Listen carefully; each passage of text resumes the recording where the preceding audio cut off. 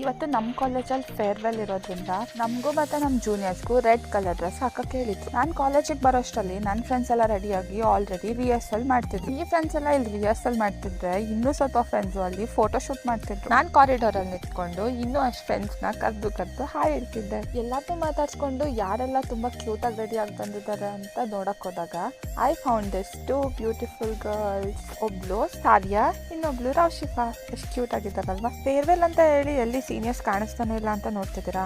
ನಾನು ಕಾಲೇಜ್ ತಲುಪಕ್ಕೆ ಮುಂಚೆನೆ ಅವ್ರಿಗೆ ಪ್ರೇಯರ್ ಸರ್ವಿಸ್ ಇತ್ತಂತ ಅವ್ರು ಆಡಿಟೋರಿಯಂಗೆ ಹೋಗಿದ್ರು. ಆಲ್ರೆಡಿ ನಾವು ಫೋಟೋಸ್ ಎಲ್ಲ ತೆಕ್ಕೊಂಡು ಆಡಿಟೋರಿಯಂಗೆ ಹೋದ್ವಿ. Programme was started with a prayer service. ಅದ್ರ ಜೊತೆಗೆ ನಮ್ಮ ಸೀನಿಯರ್ಸ್ಗೆಲ್ಲ ಅವ್ರ ಮೆಮೊರೀಸ್ನ ರೀಕಲೆಕ್ಟ್ ಮಾಡೋ ಥರ ಡಾನ್ಸ್, ಡ್ರಾಮಾ ಎಲ್ಲ ಇತ್ತು. ಅನ್ಲಕ್ಕಿ ವಿಷಯ ಏನು ಗೊತ್ತಾ, ಪ್ರೋಗ್ರಾಮ್ ಮುಗಿದ್ಮೇಲೆ ನಮ್ಮ ಸೀನಿಯರ್ಸ್ನ ತೋರ್ಸೋಕ್ಕಾಗಿಲ್ಲ. ವೈ? ಬಿಕಾಸ್ ನಮ್ಮ ಮನೆಗೆ ಬೇಗ ಬಿಟ್ಟರು. ಕಾಲೇಜ್ ಬೇಗ ಬಿಟ್ಟಿರೋದ್ರಿಂದ ಎಲ್ಲಾದ್ರೂ ಹೋಗೋಣ ಅಂತ ಸಡನ್ ಪ್ಲಾನ್ ಆಯ್ತು. ಕೈಯಲ್ಲಿ ₹1 ದುಡ್ಡಿಲ್ಲ ಅಂದ್ರು ಎಲ್ಲ ನಂಬಿಕೆನ ಆಧಾರ್ ಕಾರ್ಡ್ ಮೇಲಿಟ್ಟು ಜೈ ಆಧಾರ್ ಕಾರ್ಡ್ ಅಂತ